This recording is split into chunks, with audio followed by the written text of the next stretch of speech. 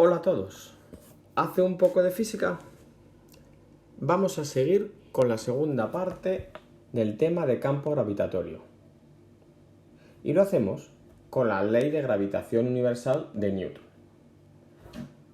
que nos dice que la fuerza con la que se atraen dos masas es directamente proporcional al producto de sus masas e inversamente proporcional al cuadrado de la distancia que los separa, donde esa g es la llamada constante de gravitación universal, que no depende del medio, es siempre el mismo valor.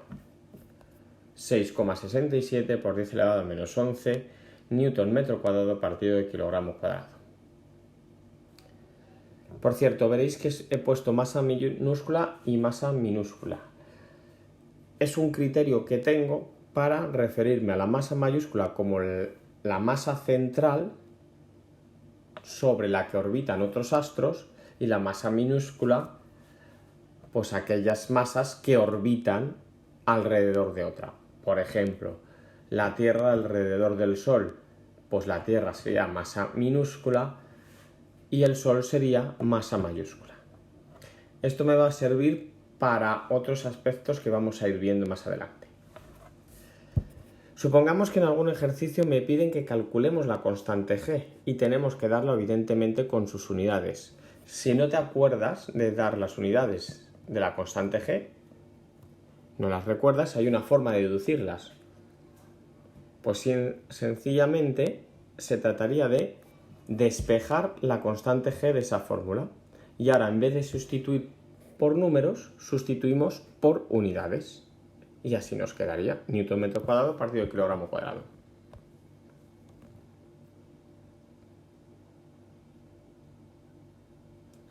Vamos a demostrar la tercera ley de Kepler.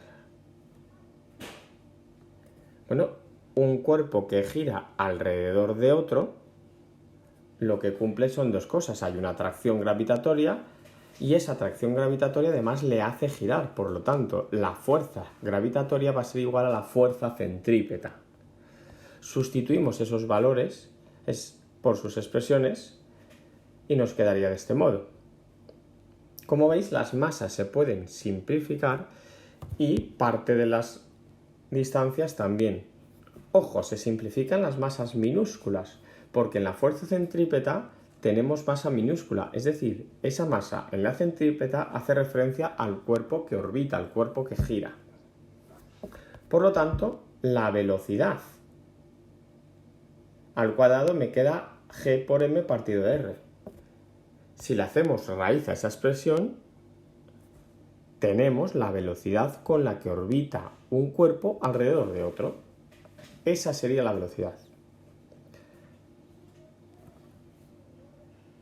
Como vamos a considerar en la mayoría de los casos movimiento circular uniforme, órbitas circulares, esa velocidad también la podemos expresar como 2πr partido del periodo.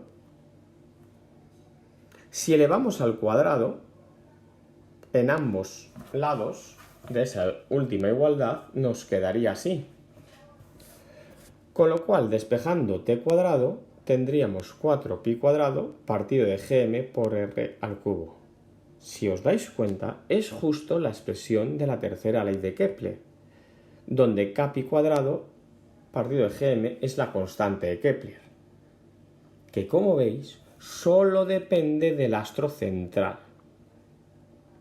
Es decir, para todos los planetas que giran alrededor del Sol, esa constante de Kepler es la misma, pero va a ser distinta a los astros o satélites que giren alrededor de la Tierra. Este desarrollo matemático que he hecho lo vamos a repetir en casi todos los ejercicios. Nos va a permitir resolver todos los ejercicios. Y así vais a evitar, si hacéis este desarrollo matemático, aprenderos las fórmulas. Porque a partir de aquí se van a sacar todas. A partir de fuerza gravitatoria igual a fuerza centrípeta. Y con esta igualdad que nos queda al final, simplemente tendréis que despejar la incógnita que os pregunten en cada ejercicio.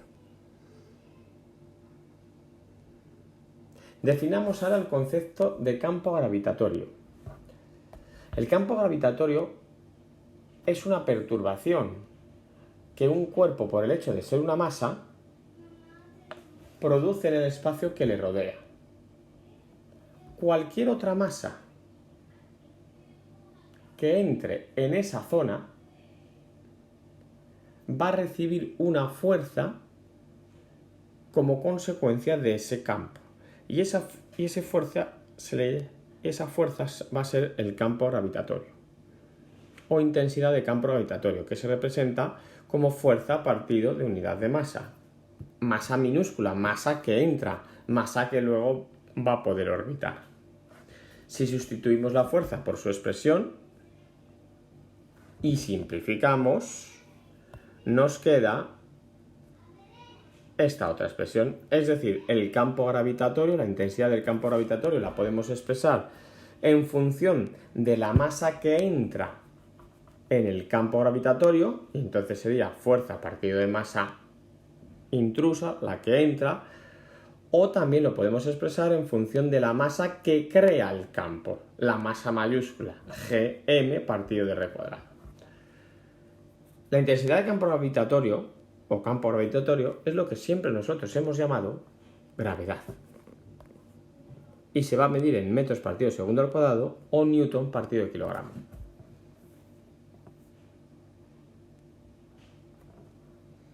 La dirección que va a tener este vector de intensidad campo gravitatorio es radial. Desde el punto a la masa que crea ese campo gravitatorio. Esa recta de unión va a ser la dirección radial. Y el sentido va a ser hacia la masa que crea el campo.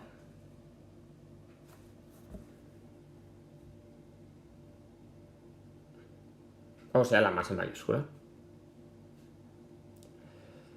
Vamos a hablar ahora del campo gravitatorio terrestre, pero que me va a valer para cualquier campo, para cualquier planeta. Supongamos la Tierra y alrededor de él una órbita circular de un astro o de un satélite que esté orbitando alrededor de él, donde esa R mayúscula va a ser el radio del planeta, el radio de la Tierra. H va a ser la altura sobre la superficie de la Tierra o del planeta. Y esta R minúscula va a ser la distancia total desde el centro del planeta, desde el centro de la Tierra, hasta el centro del cuerpo que está orbitando. R mayúscula, radio del planeta. R minúscula, distancia total de centro a centro. Por lo tanto, el campo gravitatorio de la Tierra sería Gmt partido de r cuadrado. Por cierto, se observa entonces que a mayor distancia de separación entre el centro de la Tierra y el punto que sea, la gravedad será menor. El campo gravitatorio será menor. También lo podemos expresar como RT más H. G por masa de la Tierra partido de RT más H. Ya que esa distancia total es el radio del planeta más la altura sobre la superficie del planeta.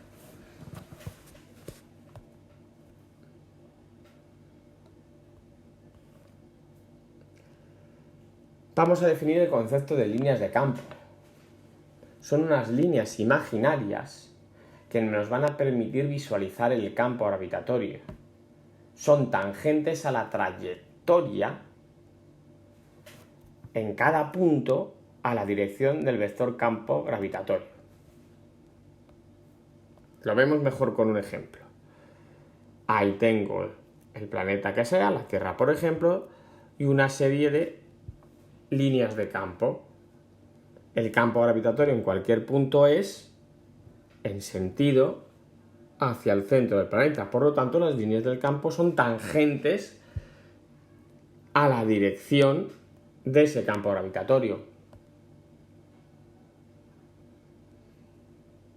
Cada línea de campo parte del infinito y llega hasta la masa que crea el campo. Ninguna de estas líneas de campo se entrecruza nunca. Y además también coinciden con el vector, con la dirección del vector fuerza que experimenta una masa prima, una masa intrusa que entre en ese campo gravitatorio.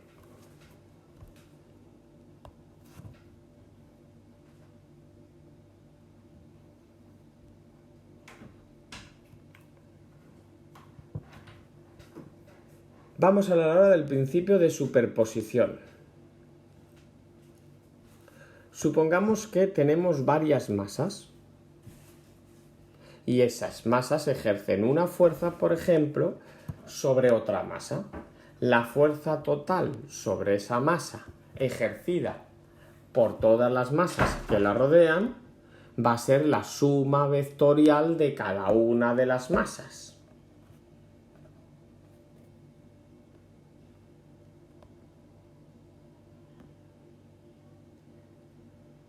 Lo mismo podemos decir en cuanto al campo gravitatorio. El campo gravitatorio en un punto debido a todas las masas que rodean ese punto va a ser la suma vectorial del campo de cada uno de los campos gravitatorios sobre ese punto.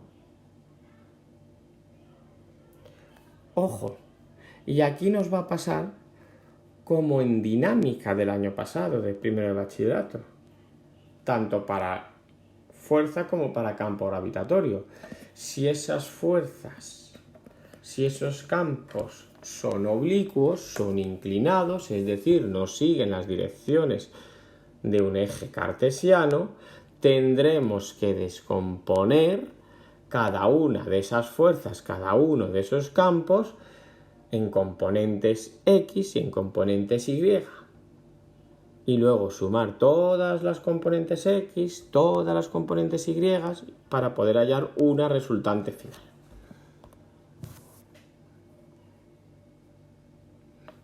Vamos a ver un ejemplo. Supongamos la Tierra y el Sol, cuya distancia de separación es 1,5 por 10 elevado a 11 metros.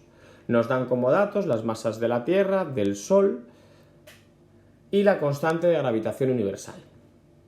Por cierto, si en un ejercicio no os dan la constante de gravitación universal, es que no podéis usarla.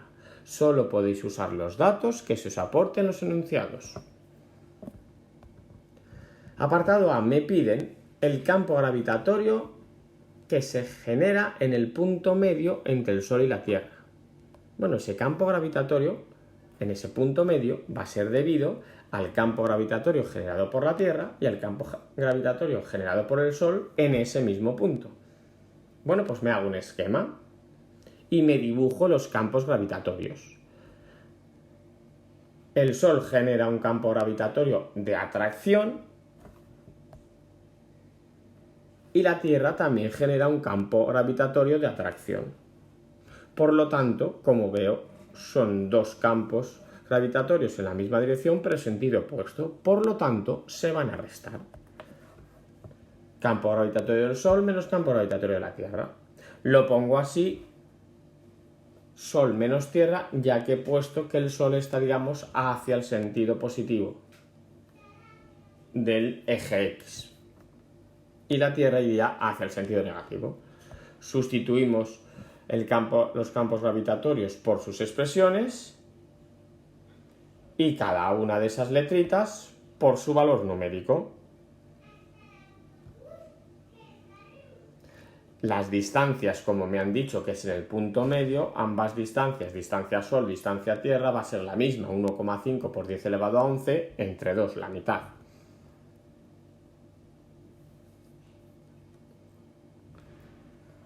Se opera y se obtiene el resultado.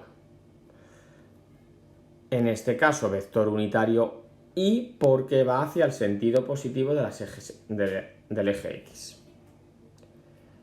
También en vez del vector unitario Y se podría poner el vector unitario UR, haciendo referencia a que realmente no estamos en el eje X, sino que estamos en dirección radial.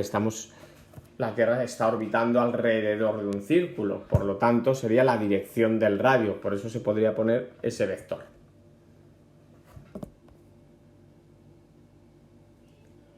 Apartado B. Me piden en qué punto entre la Tierra y el Sol el campo gravitatorio se hace cero. Volvemos a dibujar un esquemita. Supongamos ese punto. Ese es el punto en el que el campo gravitatorio se hace cero. Si os dais cuenta, no lo he dibujado justo a la mitad, porque no estoy seguro si va a ser o no a la mitad. Ambos campos gravitatorios de la Tierra y del Sol son de sentido opuesto. Es decir, se restan. Para que esa resta de cero, quiere decir que numéricamente esos dos campos son iguales. Pues los igualo. Y sustituyo cada letrita por su expresión. Las constantes g se pueden anular, se pueden simplificar, porque son factor común a ambos lados. Sustituimos por los números que conocemos.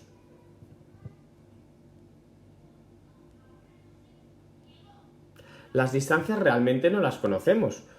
No sabemos a qué distancia se encuentra ese punto de la Tierra. Bueno, pues como no sabemos esa distancia, la llamamos x. Por lo tanto, la distancia de ese punto al Sol va a ser el total, 1,5 por 10 elevado a 11, menos x.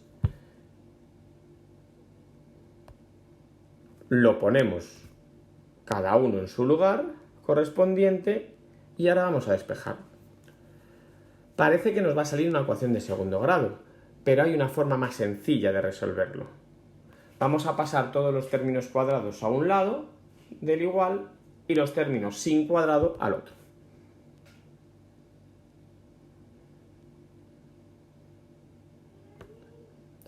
Cuando tengo numerador elevado a una potencia y denominador elevado a la misma potencia, podemos decir que toda la fracción está elevada a esa potencia, es decir,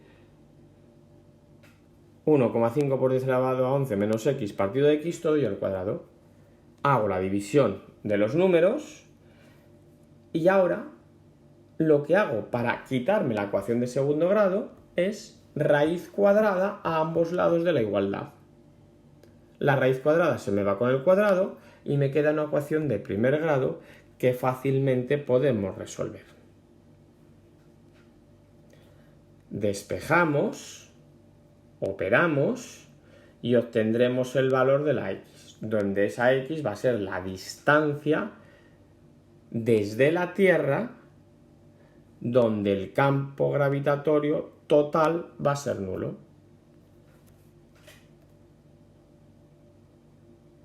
Recordar, por favor, el desarrollo que hemos hecho al principio. Es esencial el de fuerza centrípeta igual a fuerza gravitatoria. Hasta luego.